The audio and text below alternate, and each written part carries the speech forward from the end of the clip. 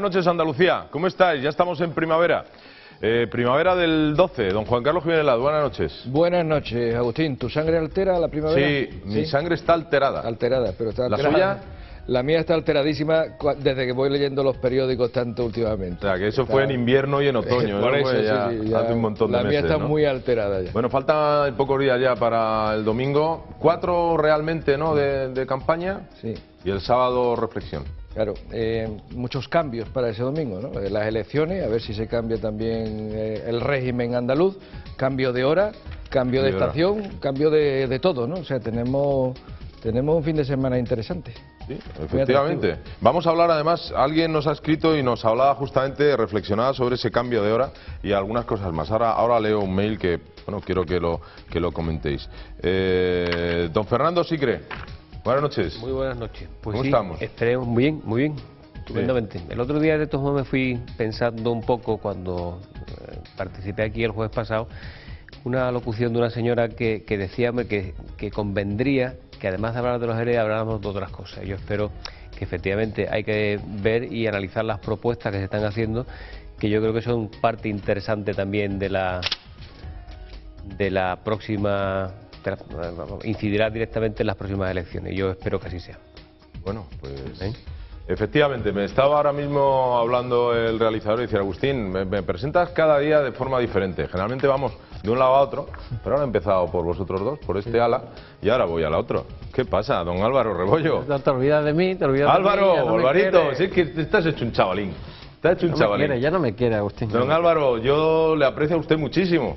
Es más, creo que tiene, no exceso de trabajo, porque ahora como están las cosas no hay exceso de trabajo, pero nos alegramos mucho de verle por aquí, porque sabemos que si no viene es porque está laborando.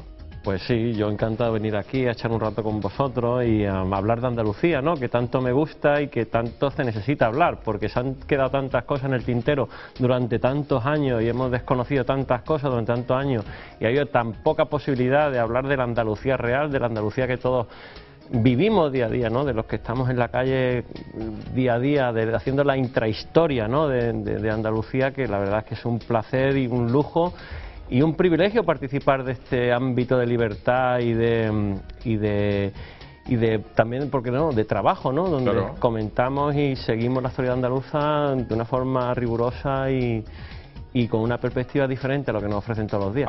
Álvaro, una pregunta, el rótulo, por favor, ¿me ponéis otra vez el rótulo de Álvaro?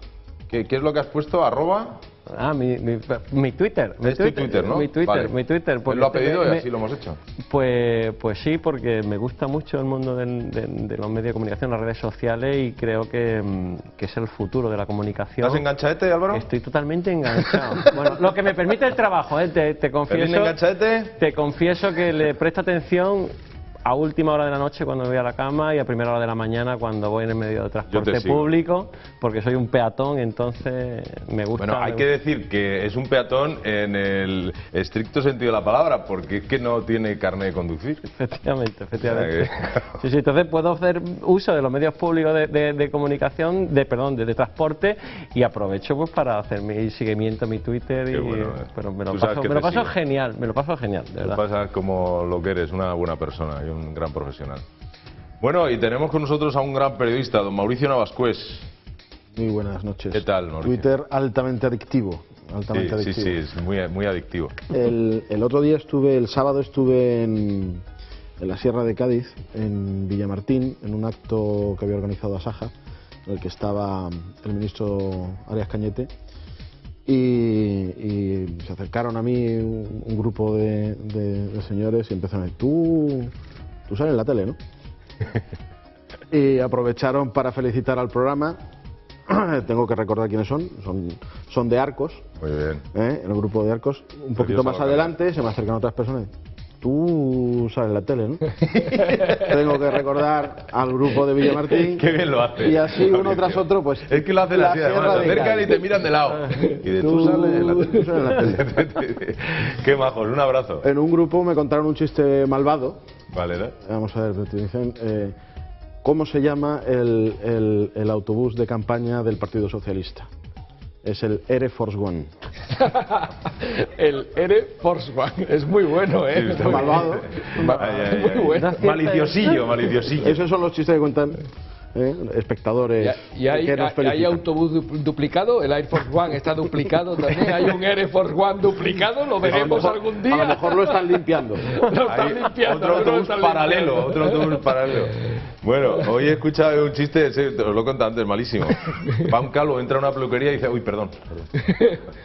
Pero bueno, te estás cargando el programa, Agustín. Oye, está de todo derecho. Por favor, este señor es un cuenta historia y tú me parece a mí que no, ¿eh? Vale, Juan Carlos dándome caña, muy bien, muy bien. Después de haber triunfado en los carnavales de Cádiz, ¿cómo se te ocurre contar ese chiste?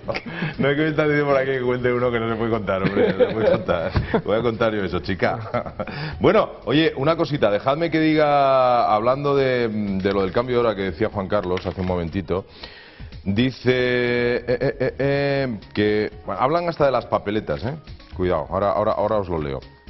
Dice, bueno, tened en cuenta, nos dice Joaquín Ruiz Hurtado, tened en cuenta, amigos de Andalucía Debate, que en la madrugada del próximo sábado 24, que es el día de reflexión, al domingo 25, día de las elecciones andaluzas, se cambia la hora, es decir, hay que adelantar una hora nuestros relojes. Atención especial a todos aquellos que vayan a viajar y coger un autobús, tren o avión, que vayan de árbitros o a algún evento deportivo, nos pone. Y en especial a los que vayan a mesas electorales. Estos, dice Cortijeros, dice él, han puesto la fecha de las elecciones a conciencia, al igual que el 20N, para que no coincidieran con las andaluzas. El próximo día 25 es San Dimas, el buen ladrón, nos pone. Día de la Anunciación del Señor. El ángel le anuncia a María la futura concepción de nuestro Señor. Día de pregón de Semana Santa, día de muchos besapiés en las hermandades y para colmo, el día del cambio de hora. Joaquín Ruiz Hurtado. Tiene un montón de retranca, ese mensaje tiene mucha retranca y la verdad es que además todo tiene razón. Es San Dimas, el buen ladrón, es día de pregones de Semana Santa y distintos actos de Semana Santa de cofradía y bueno, la verdad es que hasta hay una hora menos para reflexionar. Bueno, esto no quisiera pensar que hubiera pasado si se hubieran convocado por otra fuerza política que se han llegado hasta plantear los horarios de los partidos de fútbol. O sea, planteándonos en esta Andalucía tan devota, que le gusta tanto disfrutar de la Semana Santa y que, bueno, que al fin y al cabo tiene una participación muy elevada en este tipo de actos, pues bueno, no quiero pensar que esto lo hubiera planteado otra persona, ¿no? Otro equipo de gobierno que hubiera planteado esta fecha electoral, hubieran sido terribles, ¿no? Las críticas se hubieran disparatado, por así decirlo, ¿no? Lo que es cierto es que ya una vez que había Griñán en concreto ya había trasladado la fecha más allá del 20 de noviembre, más allá del 20 de noviembre, prácticamente las pocas fechas que le quedaba realmente libres operativas era esta, eso es cierto también. Lo que hay que discutir es si siempre además han ido las elecciones autonómicas junto con las generales y en este caso parecía bastante aconsejable vista la situación de crisis política y económica que estábamos viviendo y parecía bastante aconsejable que fueran esta vez sí unidas. La primera vez que en realidad que estaba justificado que fueran vinculadas las dos el mismo día, lo que ha sido desde luego un derroche de energía, un derroche de tiempo absolutamente innecesario y que ha dañado aún más a Andalucía, ha sido el trasladarla desde el 20N, fijaros, estamos hablando de noviembre del año pasado, hasta el 25 de marzo del 2012. Eso es lo que es una barbaridad. Sí, se ha perdido mucho tiempo. Yo recuerdo comentarte aquí mismo, a ti en concreto, no decirte que si tú considerabas que había sido un tiro en el pie esta jugada de Griñán, ¿no? Lo que sí parece, y ahora tenemos la perspectiva del tiempo, que en ningún caso este planteamiento pueril de que se podía plantear que Rajoy iba a afrontar la primera fase del gobierno con estremecedoras medidas y con actos completamente lejanos a la ciudadanía, pues no ha sido así y se están tomando las medidas que cualquier equipo de gobierno tendría que tomar con sentido de Estado, con sentido de gobierno y con sentido de responsabilidad, y que no se han tomado estas medidas que esperaban o que deseaban que se tomaran para dar un vuelco electoral que ya se ve claramente que no va a suceder, ¿no? Entonces, en ese sentido, parece claro que sí ha sido un claro tiro en el pie el que se planteó Griñán al cambiar la fecha de las elecciones y que en cualquier caso lo que hemos perdido han sido unos meses preciosos en una época de una crisis totalmente escalofriante y feroz, que nos está perjudicando, que ahora el equipo de gobierno que esperemos que hay un cambio, tiene que afrontar con 4 meses de ventaja. Un poco lo que planteábamos aquel día y que ahora se pone de manifiesto más que nunca con la perspectiva del tiempo, ¿no? A veces da la impresión, no sé si tenéis esa lectura que yo hago, yo me abstraigo de que estoy en este programa y pienso y digo, a veces los políticos van a lo suyo. Da esa impresión, ¿verdad? Bueno, pero el señor Griñán está claro que algún trasfondo tiene que tener la fecha por él escogida. Pero una persona que él mismo dice que no sabe nada, que ha empeñado su palabra y ni de pensamiento, ni de palabra, ni por obra u omisión, realmente nos tendría que explicar por qué escogió precisamente esa fecha. Realmente algo tendrá que ver. En fin, no sé si era el cambio de hora, precisamente por otro cambio que se va a producir, Dios mediante, ese mismo día. Corregidme si me equivoco, pero creo que más tarde no se puede. O sea, esto es lo más tarde que podía. Era lo más tarde. Lo Ya más apurado, tarde, apura el tiempo. De hecho, ¿verdad? había una discusión jurídico-política que al final se sustanció sobre si había que contar a partir de la constitución del Parlamento andaluz o a partir de la constitución del equipo de gobierno, ¿no? Entonces, esto al final parecía que era lo sensatamente más tarde que se podía llegar y que más podía apurar en calendario. Sí, pero se podía haber apurado hasta 40 días más. Por una cuestión de plazo y según la legislación vigente en materia electoral. Había 40 días más de posibilidad, pero había que justificar el porqué de esa demora. Pero como posible era posible. No, lo digo porque si no encontraba esa justificación, si no ha sido 40 días más, como dice Fernando, será porque no encontrado justificación de peso, pero si no lo habría hecho. O sea, sabemos de sobra que Griñán quería separarse lo máximo posible del 20 de noviembre. Y si el 20 de noviembre no hubiese sido 20 de noviembre, hubiese sido el 1 de octubre, mejor que mejor para él, porque habría mantenido siempre la fecha más tardía posible. ¿Por qué? Lo hemos hablado aquí estas semanas. Lo que está ocurriendo en la calle es una táctica, lo hemos vivido, por ejemplo, en la Bahía de Cádiz, años sabiendo que la carga de trabajo de astilleros está terminada, que está ya obsoleta, ya agotada, y que hay que ponerse las pilas para encontrar más carga de trabajo para astilleros, pero se sale a la calle cuando está el Partido Popular en el gobierno, por ejemplo. Digo por ejemplo. Tenemos una llamada que quiero que escuchéis. Fernando tiene algo que decirnos. Agustín, buenas noches. Mira, soy un andaluz y me preocupa por qué los sindicatos de la huelga no se impusieron cuando subieron la jubilación a los 67 años y la media la sacaron a los 25 cuando gobernaba el PSOE. ¿Por qué ahora sí y antes no? Muchas gracias. Bueno, de todos modos, en las huelgas que le hicieron al anterior presidente de gobierno, al señor Zapatero, efectivamente sí venía incluida la prórroga como consecuencia de la reforma de la ley de pensiones. Pero yo hablando de los sindicatos, hay una noticia que aparece hoy en una entrevista que le han hecho al señor Toxo y que el titular, que será cogido posiblemente fuera de contexto, pero es el titular en el que aparece precisamente en el periódico El Mundo, dice que la reforma laboral posibilitará lo que no permite el estar incluido, ser miembro de la Unión Europea, que es la devaluaciones internas. Y es cierto, eso yo creo que es quizá lo más sensato, si es que realmente es lo que quiso decir el señor Toxo, que yo lo he escuchado en los últimos meses, porque eso es absolutamente cierto. Es decir, España tiene un problema de competitividad y siempre se insiste, desde luego en este programa, sobre el problema de la competitividad de las empresas españolas. Y la imposibilidad manifiesta por una vía legal, que es la pertenencia a la Unión Europea y por lo tanto no tener la soberanía en temas económicos para la devaluación, porque es una cuestión que compete exclusivamente al Banco Central Europeo, y en segundo lugar que para poder compensar ese déficit económico en materia legislativa, la única opción que había es tener un mercado laboral flexible y que precisamente posibilite el ajuste. Ese ajuste, si no se produjera, sería imposible que ese margen de los 2 millones y pico, que en el mayor periodo de empleo existente en la historia de España, que fue el año 2007, con 2 millones de desempleados, esas personas se puedan incorporar al mercado de trabajo. Con esas condiciones que no se van a volver a repetir, significa que en condiciones normales ese incremento sería mayor.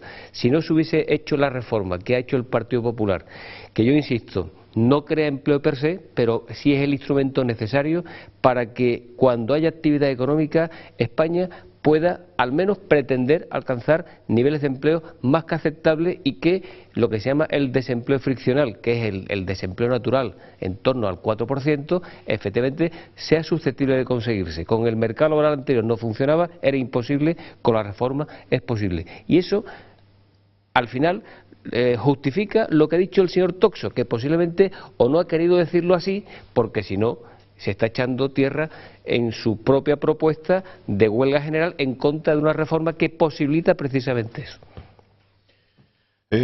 Nos dice Rafael Notario Sáenz: he recibido la propaganda electoral y me temo que vamos a tener problemas. Resulta que los sobres del PP y del PA no tienen inscrito el año 2012, mientras que en los del PSOE e Izquierda Unida sí viene reflejado el año.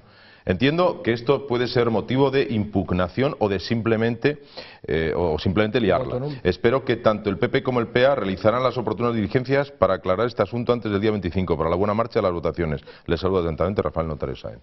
La verdad es que recuerdo ahora, hace no sé si un mes o 2 meses aproximadamente, una noticia que salió en prensa en la que se habían adjudicado a la empresa la oferta más cara de las papeletas, y unas papeletas que conllevaban un error, que conllevaban errores. No sé si es este el caso que nos está citando este espectador o es otro, pero vamos, que el tema de las papeletas ya viene teniendo recorrido, quiero decir. Es decir, que no solamente se adquirió por la Administración andaluza la oferta más cara, sino además la que conllevaba errores. Yo confío en que efectivamente la Junta Electoral esté al tanto de todo este tipo de cuestiones, porque sería, sería ya absolutamente de república bananera llevada a sus extremos. Yo confío en que efectivamente haya habido preocupación e inquietud por dar traslado de estas circunstancias y de estas anomalías a las juntas electorales correspondientes. De hecho, también sé por personas cercanas que no todas las papeletas están llegando. Las imprentas son muy peligrosas. Sí. Yo recuerdo una convocatoria de la Junta de Andalucía, precisamente, de empleo público, no recuerdo si era supongo que para el cuerpo administrativo, de hace unos años, que en las listas resultó que las mejores notas, pero notas yo creo que extraordinarias, eran porque los opositores estas cosas gracias a Internet lo investigan, eran de la sobrina del dueño de la imprenta, el marido de la sobrina, el hermano y el no sé cuánto. 3 o 4 familiares de la imprenta que había hecho los exámenes. Y bueno, como eso fue rulando por las redes, de repente esas 4 o 5 personas que evidentemente habían conseguido plaza, de repente desaparecieron y renunciaron al tema, ¿no?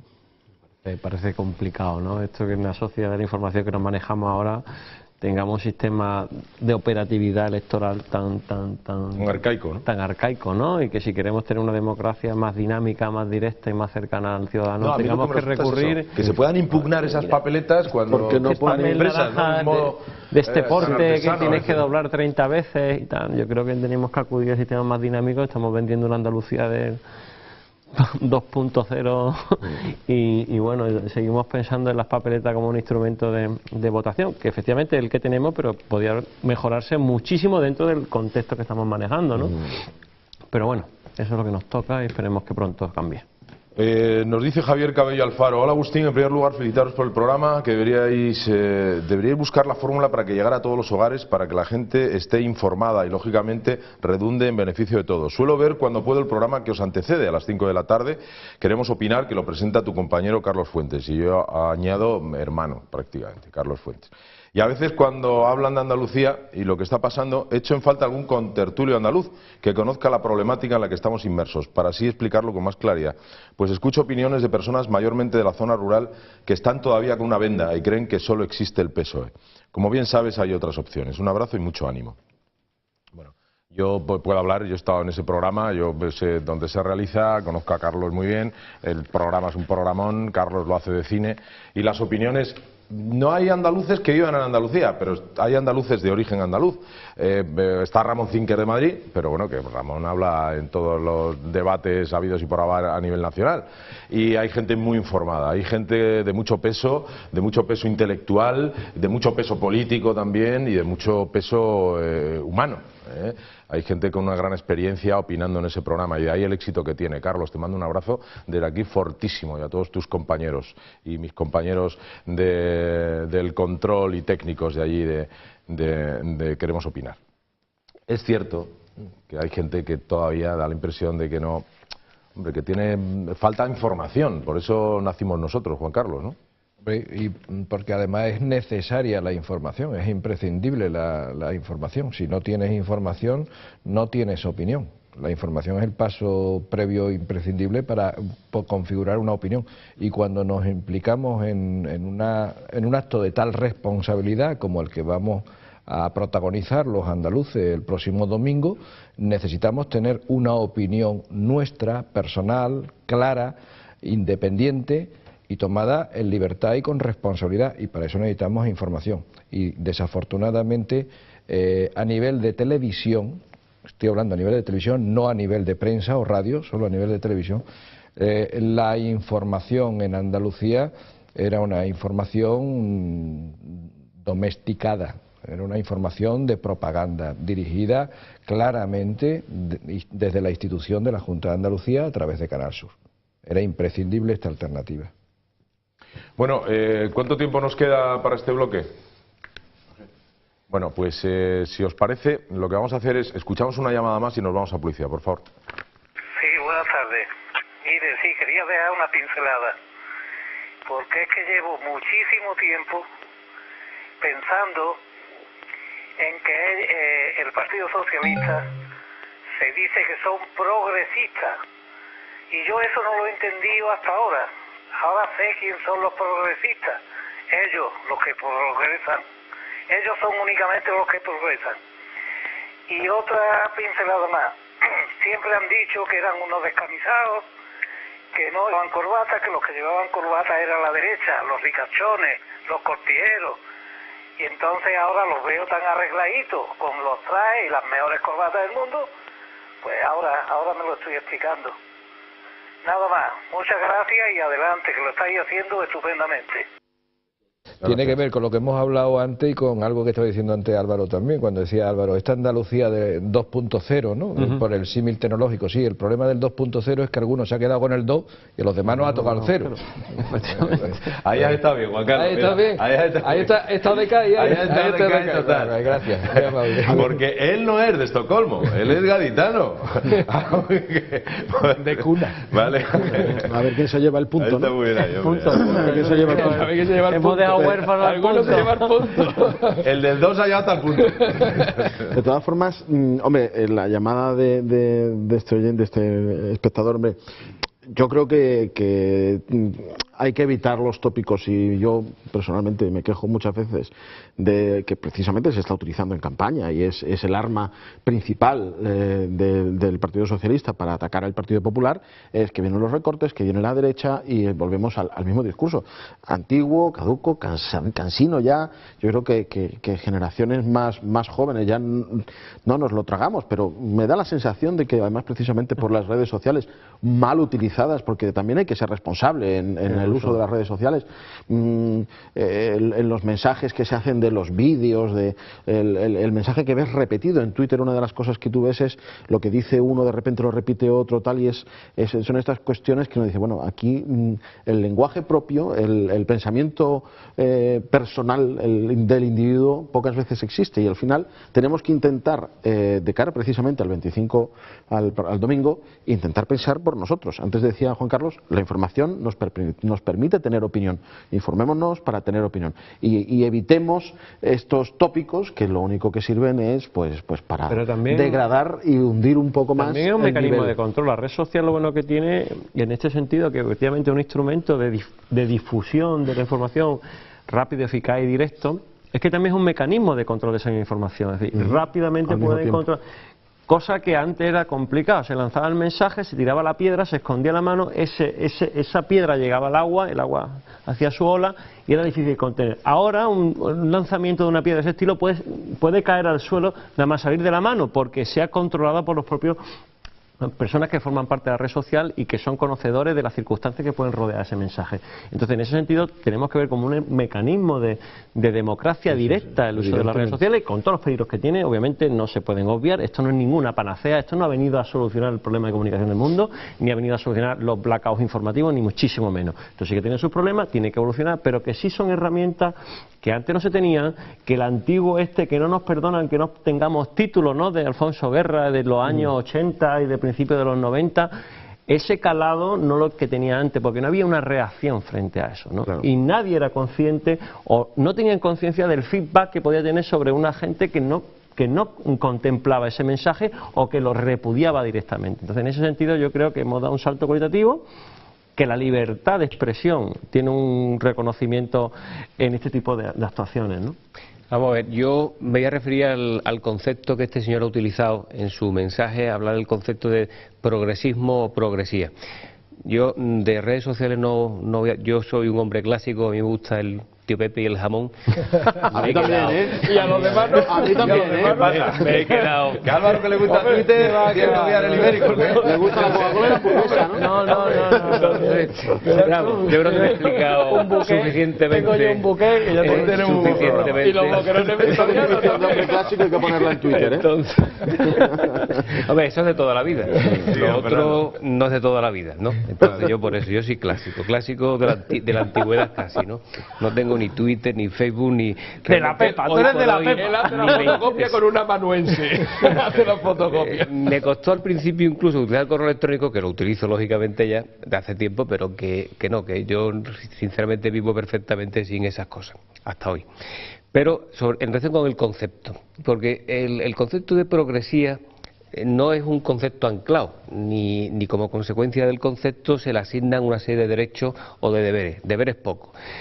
Hoy día la progresía, el progresismo es la defensa, en el caso que nos ocupa y que todo se dilucida aquí con el tema sobre todo de la reforma, de las 3 reformas que ha iniciado el Partido Popular, hay un bien jurídico protegido por encima de todo, que es el derecho al trabajo.